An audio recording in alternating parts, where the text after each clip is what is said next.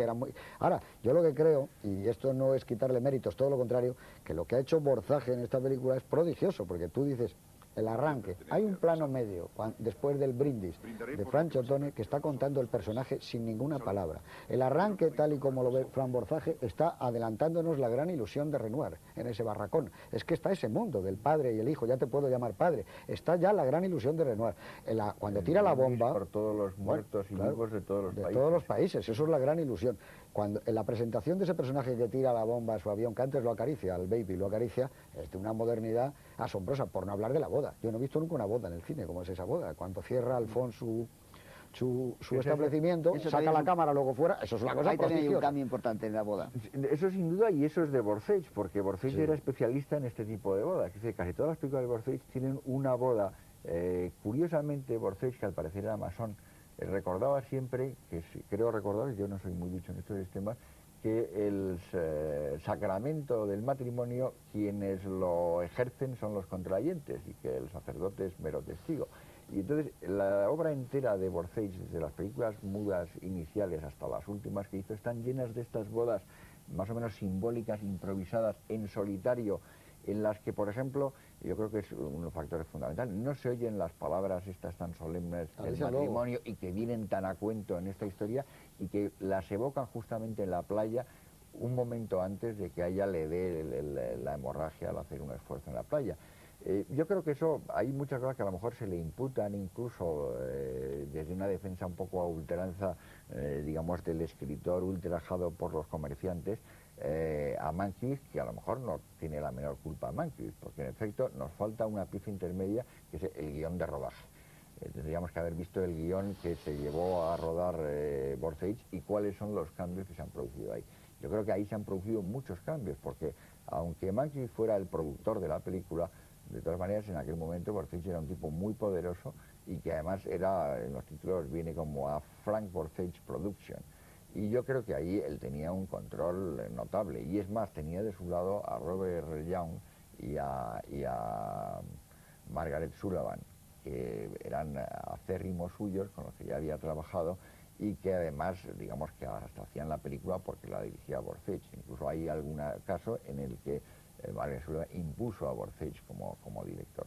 Entonces yo creo que ahí hay un factor que es el que estamos un poco olvidando la película en sí por una cuestión que a mí me parece como de cocina, de rebotito. No, pero fíjate, pero yo no estoy de acuerdo en una cosa de eso, Miguel. Yo creo que una de las cosas grandes que hacen esta película son esas cosas que ha debido de meter también Scott y que han perdurado. Eso es decir, vamos a la deriva, eso es la vida de Scott Fitzgerald ya, el vamos a la deriva. Pero cuando dice, ellos cuando sale el sol piensan en Pat, que es Scott Fitzgerald. Ahora, lo que yo sí creo es que ha habido esa conjunción milagrosa donde yo creo que también Mankiewicz ha hecho una gran labor, es decir, que ha cogido ese guión, lo ha reestructurado, porque Paramore era, por lo visto, un hombre que tenía una experiencia estructural, nada más, un carpintero, pero toda la estructura es de yo creo que es de Mankiewicz, el que le va sustentando. El Café de Alphonse es puro, yo creo, estructura de un guionista muy avezado, cómo está estructurado cuando tiene que tocar el piano, cuando le dan la bufanda, todo es una estructura muy clásica de alguien que conoce muy bien el cine por dentro.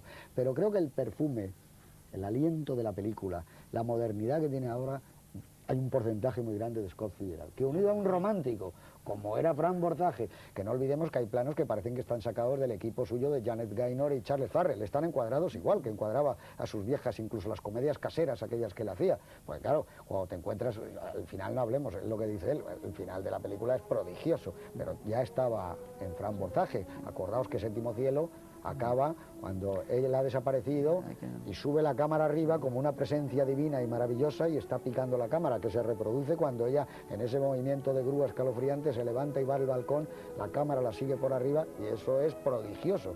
Y luego hay una cosa que tú has tocado, y hay cosas que yo he hablado con Juan Miguel y ya te dejo seguir, que es como los estertores del cine mudo, esta película. Hay algo todavía que persiste el cine mudo. Si se le quita el sonido, cuando llega el otoño, los árboles se mueven, el mar de hierbas, los periódicos que van volando por las calles, tú quitas el sonido, es una película muda. Cuando llaman por teléfono y recorren los cables, los postes telefónicos, las voces, la partición de la pantalla en oblicuo que parten, dando los dos ambientes, no ya solo de decorado, sino los dos ambientes tan distintos, internos que tienen ellos. Creo que en ese sentido está muy cerca de esas obras maestras del mudo que hizo él y que hizo Murnau. Hay algo, y que en ese momento ya el cine es sonoro y la fotografía todavía calibra de otra manera el humo de los cigarrillos como lo va a calibrar 3 años después, y que se produce algo como mágico. Perdona que te he interrumpido. No me has interrumpido en absoluto. Iba yo a interrumpir a Miguel, pero ya. no me has interrumpido a mí, no. No, en absoluto. Tienes razón en lo que dices del cine mudo, pero voy a insistir solamente en una cosa y paso. El problema es cómo habría sido la película. Evidentemente no es un problema de cocina. No es ese el tema que a mí me atrae de esta película. Lo que me atrae de esta película es cómo habría sido la película sin la censura, porque eso es censura, de Mankiewicz. Mankiewicz era un megalómano, era un gran director y era un grandísimo productor, pero era también un enorme megalómano. No hay más que ver que en esta misma película su nombre sale detrás del director. Terminan los títulos de crédito con el nombre de Mankiewicz, no con el nombre de Borsay. La pregunta es, ¿cómo habría sido la película si se hubiese hecho el guión de Scott Fitzgerald con un director del talento de Borsay? Y sin que hubiera habido estas manipulaciones de Mankiewicz. No lo sabemos. Y eso es exactamente como encontrarse un manuscrito y decir, pues parece que podría ser de Cervantes. Y, hombre, eso no es un tema de cocina. Ya es que ya se ve el manuscrito absolutamente de otra manera. Si tú lo que quieres decir es que el coloquio o este diálogo debería centrarse en la película, en lo que la película finalmente fue y lo que la película realmente es, estoy completamente de acuerdo, pero yo creo que al espectador también le interesa, sobre todo al espectador que haya leído alguna vez a Scott, el saber la tragedia de Scott, la pasión de Scott, la soledad de Scott con esta dichosa película. Yo creo que sí, Borsay, que por otra ejemplo, parte, se olvida que es el único... Déjame que termine solo. Decís, en algún momento alguien ha dicho que es que a lo mejor Scott no era un buen guionista, y sin embargo en el propio libro ese Domingos Locos se cita una cosa que a mí me parece sustancial para comprender que no era tan mal guionista. Se dice, en la novela de Eric Maria Remarque se subraya en un momento determinado que el personaje de Robert Taylor se pone un smoking o un frac y se encuentra incómodo y violento. Y solamente se dice eso.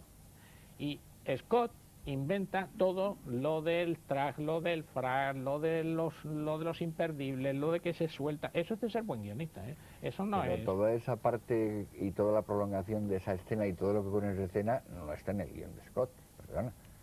Yo estoy diciendo lo que dice el libro ese que tienes Pero encima de la lo mesa. que dice el guión que estaba por ahí, que lo tenías tú y que yo lo tengo en mi casa y que me lo he leído, toda esa escena enormemente elaborada y con un elemento de comedia y de patetismo que hay cuando en la la agarran zona y de los fiesta tiran y cuando le destrozan el traje, eso no está. Él se siente incómodo y se va porque le contesta el personaje de Liliana Atwill que ella no se va tan pronto, que ella es de las que se quedan toda la noche. Y entonces él se va y lo que hay, esa escena maravillosa cuando la encuentra ella al volver a casa después de beber en Alphonse, que la encuentra herida de frío en su traje de lame plateado, dormida junto a la puerta. Y eso sí que está en el guión de Scott Fitzgerald y está preservado casi íntegramente, pero cobra una fuerza muchísimo mayor precisamente en la versión de la película tal como la vemos que en el guión de Scott Fitzgerald tal como está publicado. Bueno, lo que sí que hay que darle es un margen a Borsay. Por ejemplo, yo creo... en la película hay un momento brillantísimo, a mi juicio, que no sé si es de Scott Fitzgerald, que casi estoy seguro que es de Borsay, que es el paseo de los dos amigos con el cadáver en el coche, cuando cae la nieve. Claro, eso es prodigioso. Eso es pura cine imagen, mudo, ¿eh? Eso es pura imagen. Y estoy absolutamente de acuerdo contigo porque yo creo que además hay una cosa que me ha llamado la atención con la película. No solamente es que llega el invierno como en el cine mudo, sino que el espectador del año 38, esas imágenes las entendía mejor que nosotros, que nos parecen unas imágenes antiguas, porque la llegada del frío, la llegada de las hojas que se caen, la llegada de los periódicos que corren por el suelo, es la llegada exactamente de cuando se ponen enfermos los que están enfermos del pulmón, porque en aquella época pues había millares. Es decir, que no solamente es una bonita imagen, sino que además es eficaz como lenguaje cinematográfico para el público de entonces. Quería haber dicho antes, y se me ha olvidado, que esta película fue prohibida en España. Se No, yo estrenó decía, en no, televisión hace no muchos años. No, es que Remarque tuvo mala suerte, porque yo he asistido a una proyección de una novela de Remarque llevada al cine por Milestone que se llamaba Arco de Triunfo, donde, con Charles Boyer y además con Ingrid Bergman y Charles Lawton, película malograda pero con cosas interesantes, en donde hay un personaje exiliado del republicano en París y demás, en la cual al tercer día